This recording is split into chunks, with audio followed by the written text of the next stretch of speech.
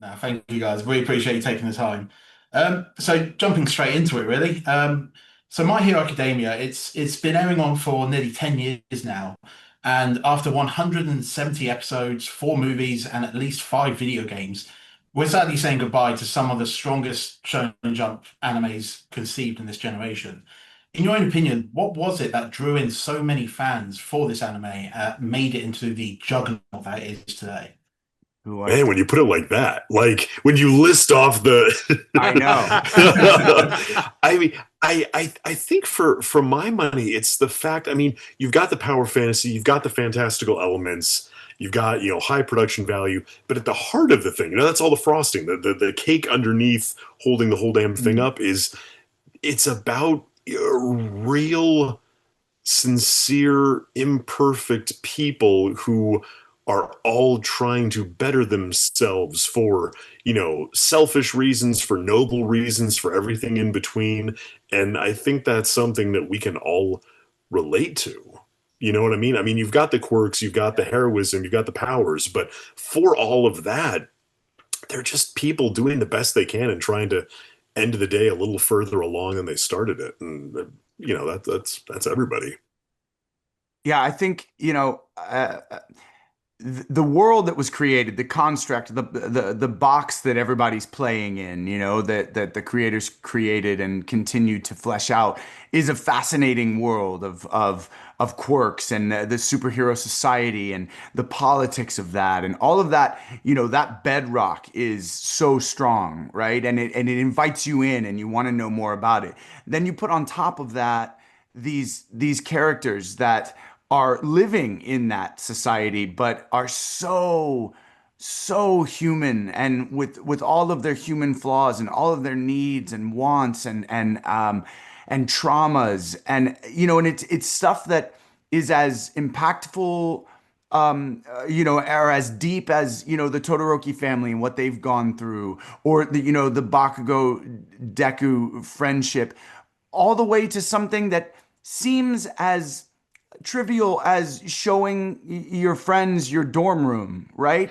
Which is a small thing, but also when you think about showing your friend in high school like something that you care about or that you Yeah, created, it's vulnerable, right? So like there are so many things, something as trivial, seemingly trivial as that is so has so much depth, and then all the way to family issues to so I just think that they've created this world that really encapsulates what humanity goes through. And I think that's why people were like, I gotta be a part of this.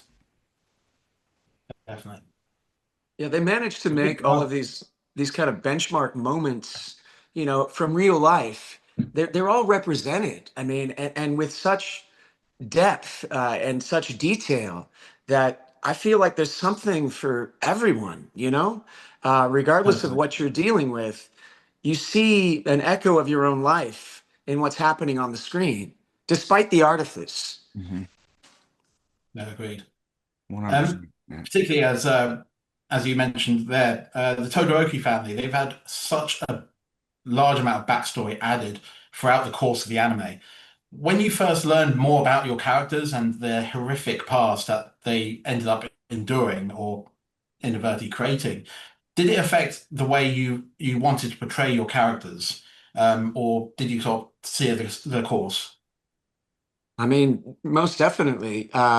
It necessitated kind of for me leaning on my own personal trauma.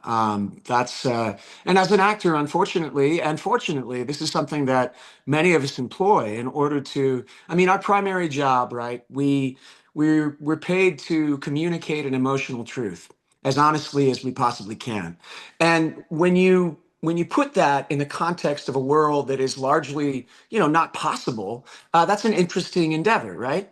See what I said there?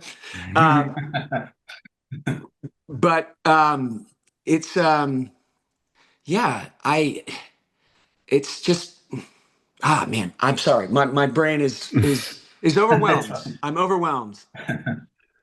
It kind of feels like you're eating a pomegranate, but usually you hold a pomegranate, you know what the dimensions are of the thing from the outside. And this, I just feel like as I learn, because I don't like reading ahead. I like, just knowing what I need to know when I need to know it so I can keep it honest and fresh. And so getting those layers of the pomegranate peeled back and be like, oh, there's more seeds. It's a Oh, there's clown more seeds. pomegranate. It really is. The seeds just kept coming, and they were not all of them were fit for human consumption. I mean, as an actor, that's what you want because starting this out, looking at Endeavor, I'm like, okay, he's a hard ass. He has a chip on his shoulder. He's number two. He's mad about that. He's a stage dad. You know what I mean? He's the parent, like pushing the kid into the thing. And then as you find out more of that backstory, you're like, oh, stage dad is the understatement of the year for this guy. But as the complexities accrued, and this is true for all of us, it gives us more to work with to do that job of conveying that emotional truth, like you were talking about. So it is for me always a little, I'm thankful for it, but it's also a little bit daunting because I'm the steward of this pre-existing thing that deserves to be conveyed well, and now I have to walk it across the room without doing a Jerry Lewis pratfall and dropping all the plates.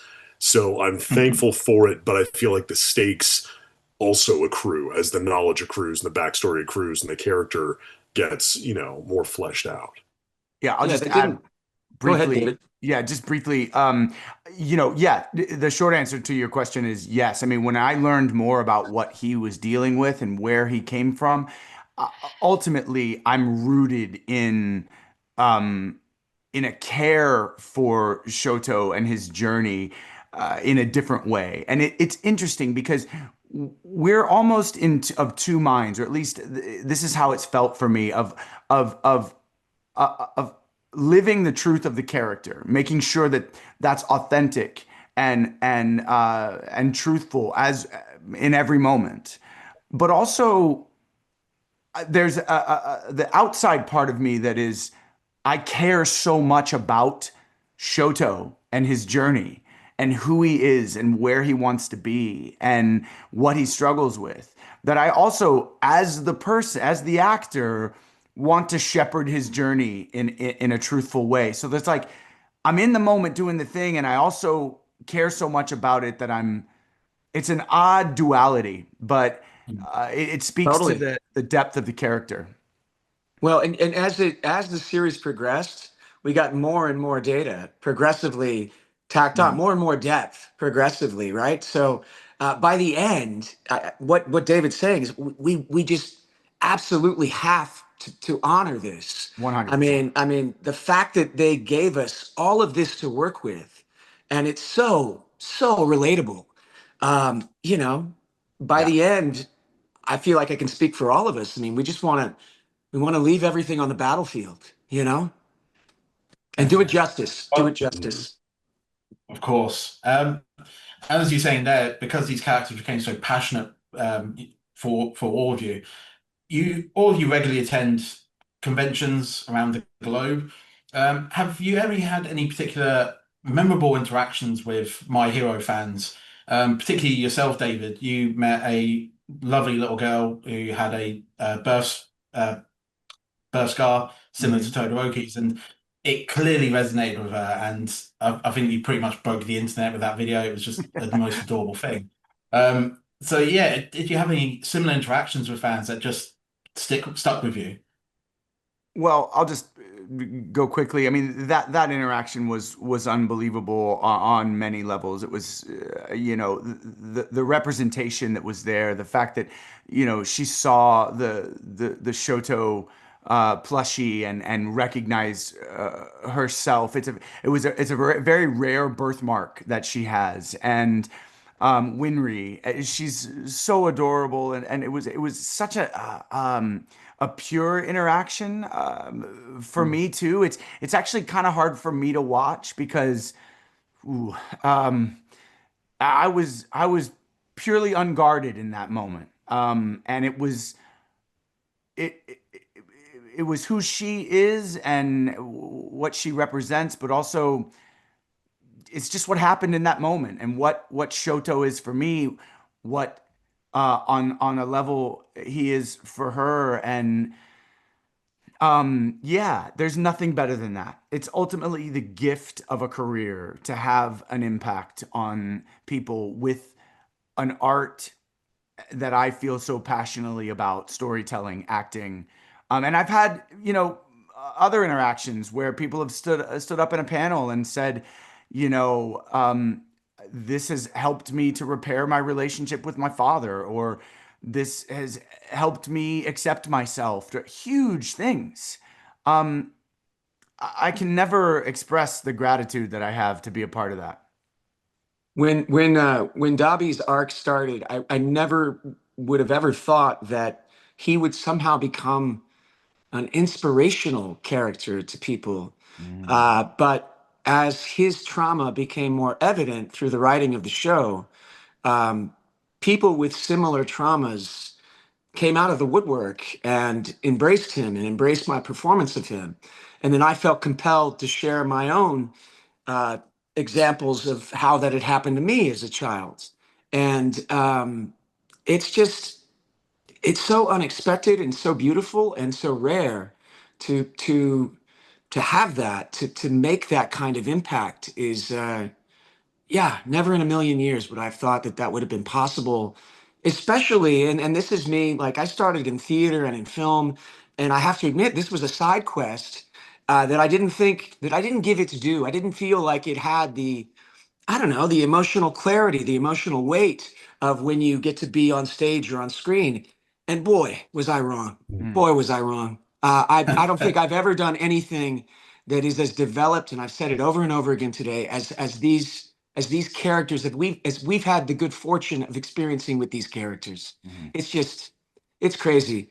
And the fact that we can give comfort to someone who may have been abandoned or gone through some seriously wrong and sad trauma in their youth, uh, if we can help in any way to set them on a path of redemption, like what?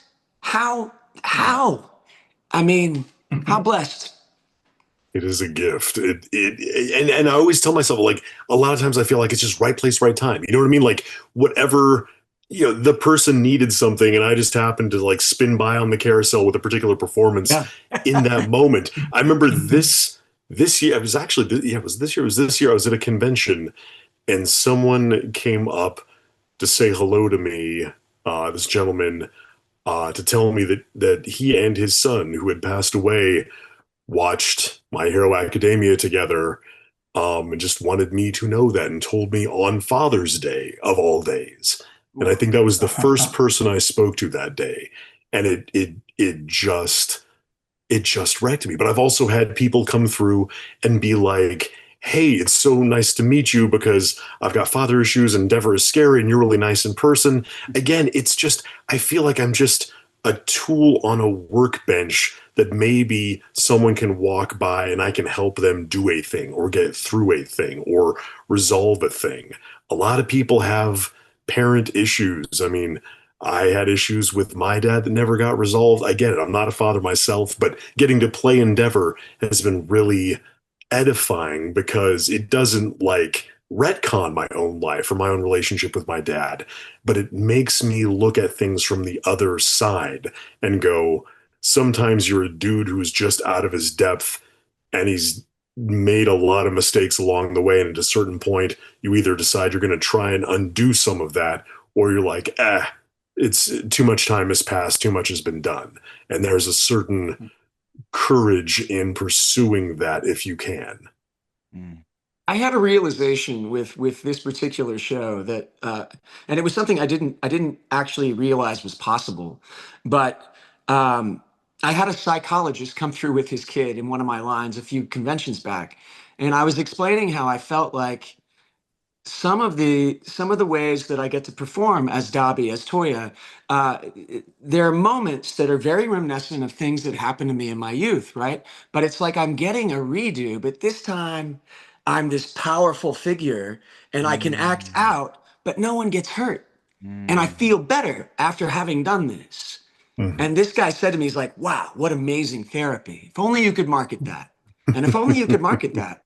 But if I can have just the tiniest bit of that go to someone who needs it, I mean, whoa, what? Mhm. No, that's brilliant. Well, thank you all for taking the time out of your schedules. And honestly, I think I speak for thousands and thousands of fans out there where I'm deeply grateful for all of the work you've done over these last 10 years, and I cannot wait to see where it goes moving forward. So, sincerely, thank you all. Thank you so much, Matt. Thank Thanks, you. Matt. Appreciate it. You take care, All the man. best, guys. Thanks for watching, Super Friends. Check out more videos from across our YouTube channel right here. Make sure to like, subscribe, and share on all your favourite platforms. See you next time.